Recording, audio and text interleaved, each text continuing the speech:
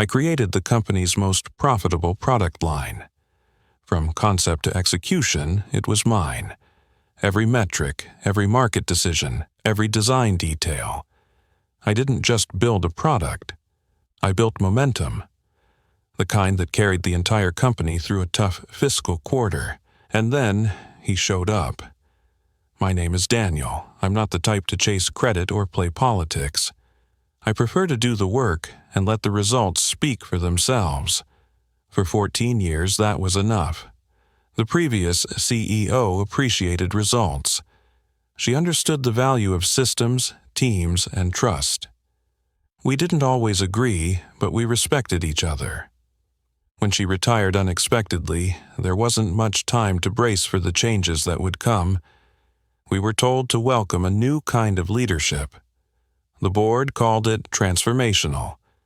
I should have known that word was code for something else. He came in fast, new haircut, new energy, new buzzwords, said he had a vision, said we needed to disrupt from within, whatever that meant. In the first 2 weeks, he restructured 3 departments, terminated 2 mid-level directors, and brought in a private consultancy team that followed him from his last job. They weren't there to learn. They were there to replace what we'd built. Still, I stayed focused. I'd spent the last 18 months working on something I genuinely believed in. We'd cracked a segment of the market our competitors couldn't touch, because we approached it differently. While everyone else went wide, we went deep. And that depth paid off.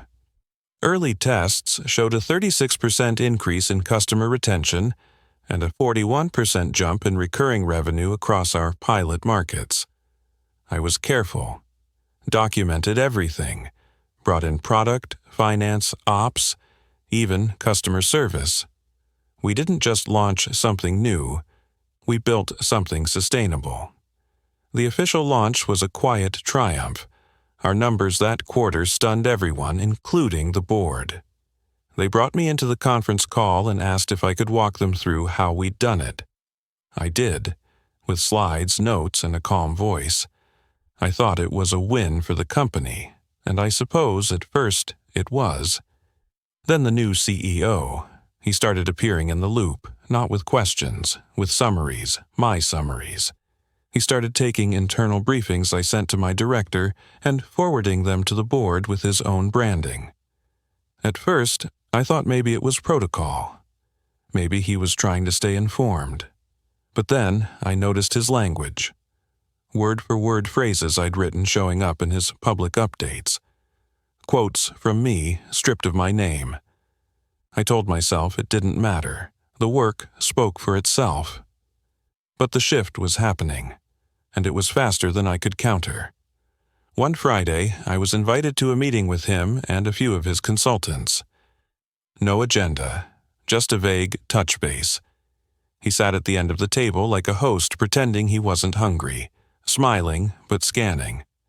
I remember him saying, "We're really impressed with the recent performance in Q3. It aligns perfectly with the strategic vision we've been crafting." I waited. Then he leaned in and added, "Of course, execution matters, but so does adaptability. That's why we're evaluating how your team fits into the long-term trajectory." I asked what that meant. He said, "We'll need your full alignment moving forward. There's been feedback that your processes are a bit proprietary." That was the word, proprietary. Like I was hoarding ideas, like I had built something too tightly held.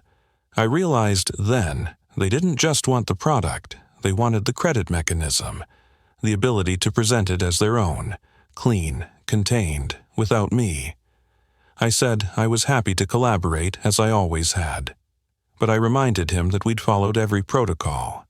Every department was included. The data was clear. He smiled.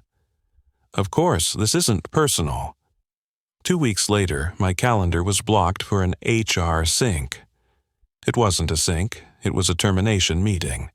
They told me my role was being sunset as part of a structural reorganization, that the company was going in a new direction. I didn't raise my voice. I didn't beg. I didn't ask for reconsideration. I looked them in the eye and said, "Thank you for the opportunity. I hope it goes well for you." I packed up the contents of my desk and left the same way I arrived on my first day, quietly, without ceremony. But what they didn't realize was this: you can take credit for a product, but you can't take the discipline behind it. And you can't shortcut what you don't understand. It didn't take long for things to unravel. The same systems they ignored started buckling. Support tickets spiked. Customer churn ticked up. A key client backed out of a renewal deal when a promised integration never materialized. He had the stage, but he didn't know the play. I watched it all happen from a distance. No bitterness, just clarity. Because the thing about stealing someone's work is that eventually you have to perform it. And when you haven't done the work, the performance falls flat. This wasn't just about a product. It was about a culture of integrity, of trust, of showing up every day and solving problems the right way, not just the fast way. They'd traded that away. I didn't talk to anyone that first weekend. I didn't call former colleagues or try to get ahead of the story. I didn't post on LinkedIn or draft a carefully worded email thanking the company for the incredible journey. I just let the silence settle in. I knew what had happened. I didn't need to explain it to anyone, not yet. What I needed was distance, from the noise, from the insult, from the twisted version of events they'd already started circulating internally. They said I was difficult, that I didn't share ideas, that I wasn't scalable. That last one stuck with me. Scalable. I'd built entire platforms from scratch, designed onboarding frameworks, written documentation, held late-night calls to walk regional teams through deployment. If that wasn't scalable, then the word had lost all meaning. But in hindsight, I realized what they really meant. They meant I was harder to control. Harder to rebrand, harder to erase, and that made me a problem. A week after I left, I got a text from someone in ops. We weren't close, but we'd worked together often enough. She said, "They're scrambling. The client team doesn't know how the forecasting model works. They're asking if you left any cheat sheets." I hadn't. Not because I was petty, but because I wasn't asked. I wasn't given the dignity of a transition period. One day I was working, the next I wasn't. Apparently, the board was still being told everything was on track. On track for what? I wasn't sure. Then came the press release. The CEO stood in front of a digital backdrop at some event talking about our groundbreaking new product line. Not once did he mention the team. Not once did he acknowledge that the framework he was bragging about had been developed by a group of people he never met until it was already producing results. Instead, he talked about vision, bold moves, innovation through disruption, and I just watched, calmly, steadily, because sometimes it's more telling to see what someone does when no one's pushing back. He was selling a future he didn't understand, based on a past he hadn't built. I started getting messages from others inside the company. Quiet ones. No drama, just confusion. "Are you okay? Why did they do it like that?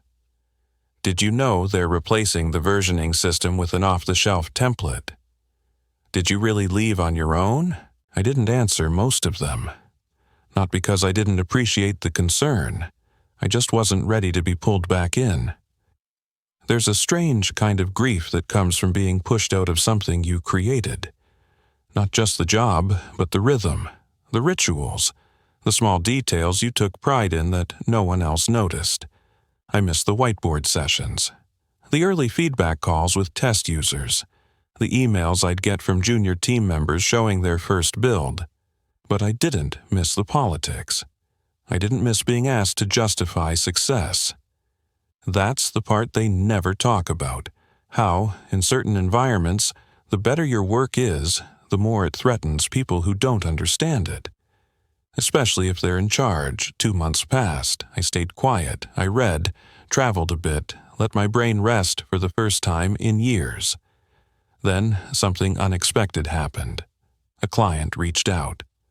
One of the flagship accounts tied to the product I'd built. They didn't go through official channels. Someone found my personal email and wrote directly. The message was short.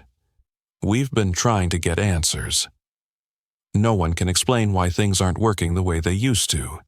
We were told you left for personal reasons. If you're open to it, we'd love to chat." I paused before replying, not because I didn't want to help, but because I needed to be sure I wasn't stepping into a revenge fantasy. This wasn't about proving a point. This was about setting the record straight, with facts, not noise. So I said yes. We scheduled a call. When I joined, there were 4 people on the other end. 2 from product, 1 from finance, and their new strategy head. They didn't waste time. Why is the analytics dashboard spitting out conflicting numbers? Why is customer retention back below pre-launch levels? Why did the predictive model you designed get replaced? I walked them through it. Patiently, cleanly. I didn't blame anyone. I just explained how the system was built, what assumptions it relied on, and why ripping out one part without understanding the others would break the logic. By the end of the call, they were quiet. Then the strategy head said something I'll never forget. "This is what we paid for, not the code, the clarity." They weren't wrong.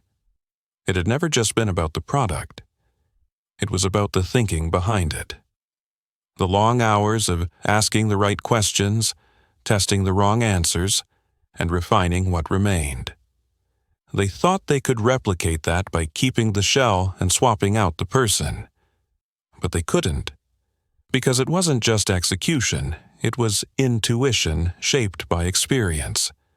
I thanked them for reaching out and said I hoped they'd find a resolution. They offered me a consulting retainer on the spot. I said I'd think about it. I wasn't looking for a way back in, but I was starting to see something clearly. He had taken credit, but he hadn't taken responsibility. And now the cracks were widening. I didn't accept the consulting offer right away. Not because I wasn't interested, but because I needed to understand my own motives first. Was I doing it to fix something I still cared about, or just to be closer to the thing I'd been pushed out of? There's a fine line between making peace and chasing closure. One helps you move forward, the other traps you in place. I waited 3 days, then followed up. "I'm open to helping," I wrote, "but only if we're clear on what that help looks like." I didn't want a back door into my old job. I didn't want to be anyone's savior. What I wanted, if anything, was to preserve the integrity of the work. Because for better or worse, it still carried my fingerprints. We agreed on a short-term advisory arrangement. I'd meet once a week with their internal product team to troubleshoot, clarify, and help reconstruct the original strategy. From the outside, it looked like a small engagement, but inside the company, it sent a signal. It didn't take long before I started hearing things. The dashboard rebuild had failed. The new consultants, brought in by the CEO, were pushing for a full system migration that would require months of downtime. Clients weren't happy. Renewal rates were dropping. Support costs were climbing. And the board? The board was starting to ask questions. Not about me, not directly, but about the numbers. Revenue from the product line had stalled. The hockey stick growth they'd been promised had leveled off. And worse, the trend line was dipping. That's the thing about overpromising. It works right up until the moment someone opens the books. I wasn't inside those rooms anymore. I didn't want to be, but I could see the stress cracks forming from the outside. One of my old colleagues, someone still inside finance, messaged me on a secure channel. "Have you seen the Q1 forecast?" I hadn't. She forwarded me a summary. The numbers weren't just missing targets, they were undercutting last year's performance. The product was no longer the star of the show. It had become a liability. And guess who was still presenting it as a success? That same CEO. Still holding all-hands meetings filled with buzzwords. Still framing restructuring as realignment. Still claiming the original roadmap lacked scale, even as his version fell apart. It would have been easy to gloat. But I didn't. Because what frustrated me wasn't that I was right, it was that the people left behind were now dealing with the fallout of a decision they didn't make. Teams I'd worked with for years. Engineers who'd stayed up past midnight testing new builds. Product analysts who pored over usage data to find the smallest clues of friction. They deserved better. And so, slowly, I started helping them too. Nothing formal, nothing public. But if someone reached out and asked how the scoring logic worked, or what we originally intended for the churn predictor, I'd answer. I kept records of everything. Then, about a month into this new rhythm, something unexpected happened again.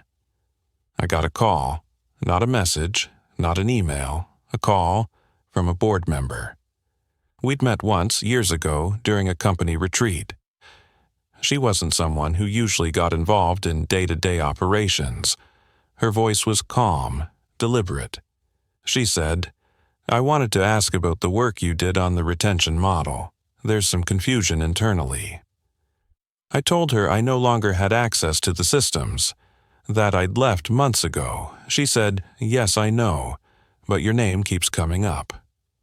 There was a pause. Then she asked, "Would you be open to coming in?" Just to talk us through what was built, informally. I didn't answer right away. She added, "Off the record." I agreed. Not because I wanted to rejoin the company, but because I wanted the truth to have a fighting chance. I went back for one meeting. Not to the main office, but to a private conference space they reserved off-site. Fewer eyes, less tension. There were 6 people in the room. 3 board members, 2 consultants, and the CEO. He didn't make eye contact when I walked in. They asked me to explain how the product had been designed, how the systems talked to each other, where the risk points were, and why the recent changes had broken what used to work. I kept my answers clean, factual, no drama. When I finished, one of the board members leaned forward. She asked the CEO, "Is this consistent with what you've been presenting?" He paused, then said, "Broadly, yes.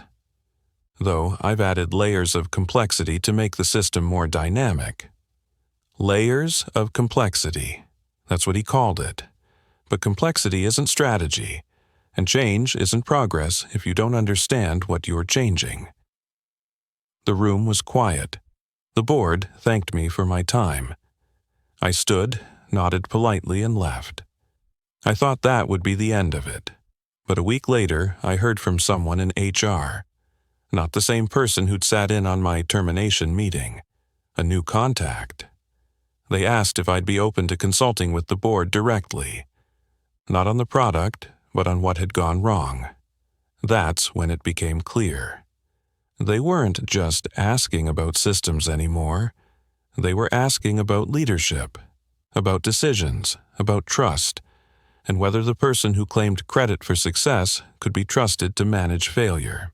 I wasn't sure what to expect walking into that boardroom again.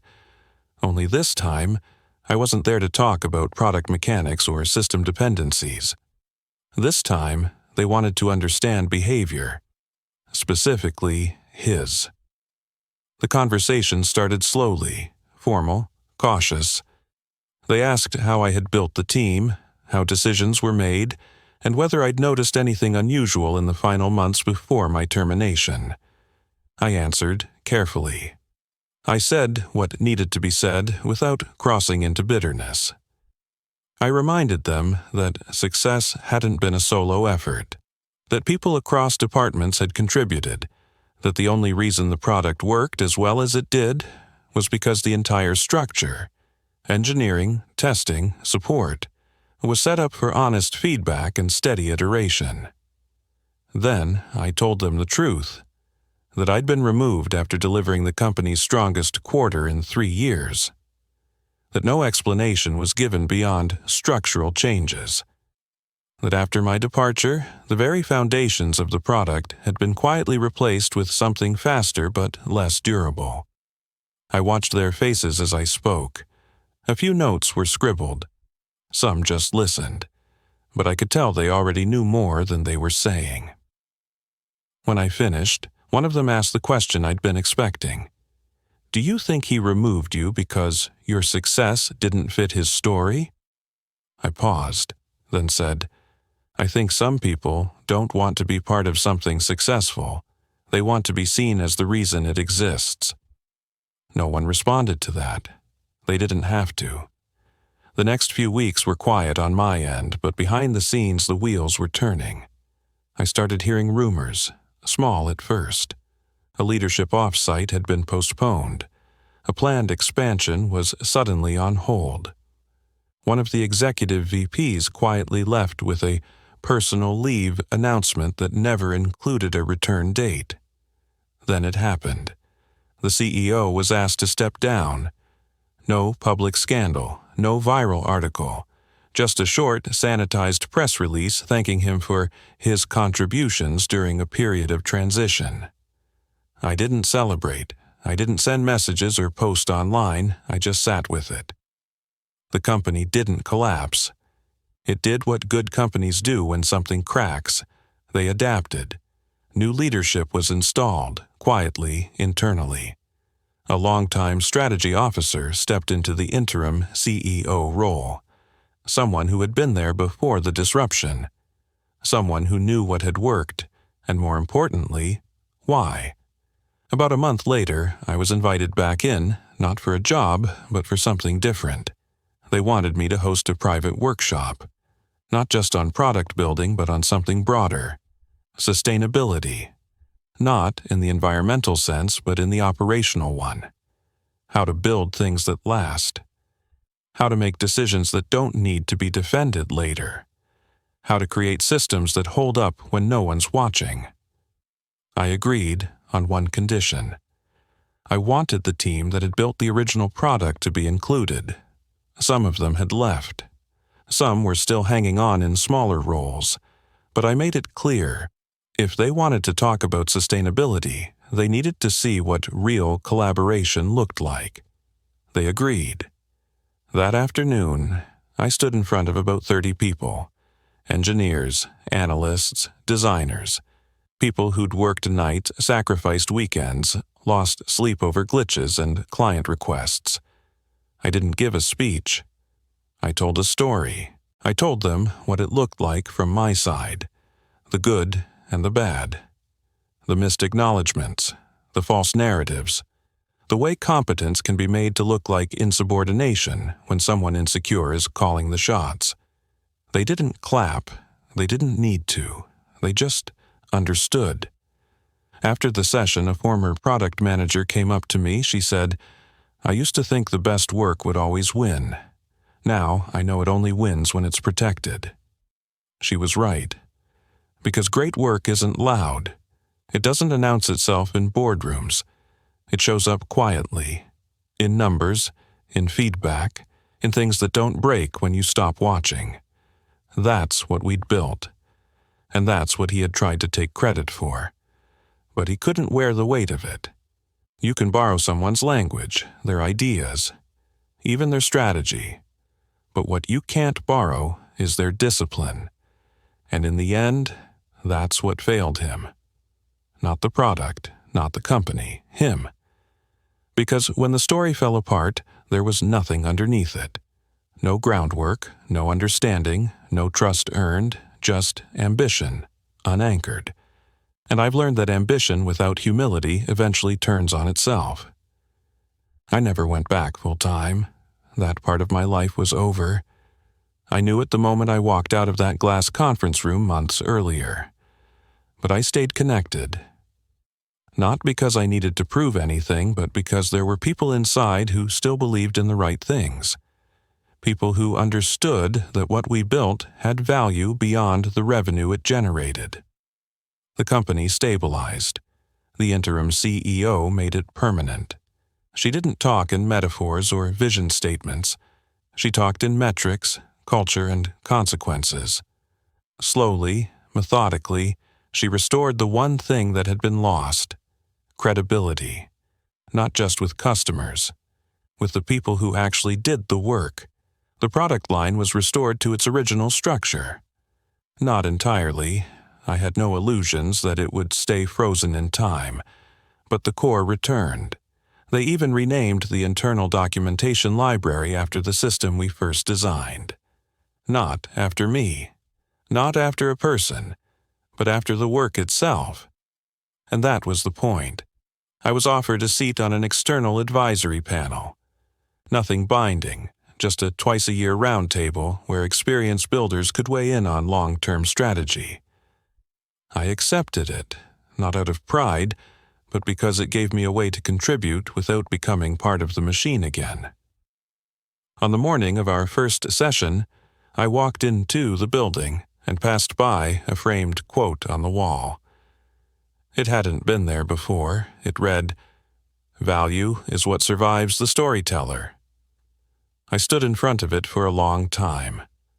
I didn't know who had chosen that line. Maybe someone on the design team. Maybe one of the board members. Maybe no one in particular. But I knew exactly what it meant. Because stories are powerful. But facts are patient. They don't need to scream, they just wait for the noise to fade. That's what had happened here. He built a story. But we built the value. And when the story collapsed, when the buzzwords faded, the press releases stopped, and the promises turned into problems. What remained was the thing he couldn't manufacture: results. Not because of charisma, not because of luck, but because of the quiet, persistent work of people who cared more about getting it right than getting noticed. And now, months later, those people were leading. A former junior analyst was now running the Customer Insights division. One of our back-end developers was heading platform reliability. The product wasn't just surviving, it was growing again. Not explosively, not dramatically, but steadily. Honestly, that's the legacy I wanted. Not my name on a patent or my face in an article. But a system that kept working after I left. A structure that didn't collapse the moment someone else walked in. I started taking on new work. Consulting for earlier stage companies, helping founders who were still close enough to the ground to care about the details. People who wanted to build something lasting, not just launch fast and flame out. And with each new engagement, I brought the same mindset I had before, just quieter now, more measured. Someone once asked me in one of those startup meetups if I regretted how it all ended. I thought about it for a moment, then said, no. Because endings are never the whole story. What matters is what holds up after the story's been told. They didn't quite get it. That was fine. Some things you only understand after you've been through it. After you've watched someone take credit for something they didn't build, only to discover they couldn't carry its weight. After you've seen how long it takes for truth to catch up, but how, when it does, it doesn't need to run. After you've felt the sting of being discarded, but also the quiet power of being proven right, not by revenge, but by reality. And I'll be honest, there's something satisfying in that. Not dramatic, not cinematic, just complete. That chapter closed, not with noise, not with vindication shouted from rooftops, but with clarity, with peace, with the quiet knowledge that what I built outlasted the man who tried to take it. And in the end, that was enough.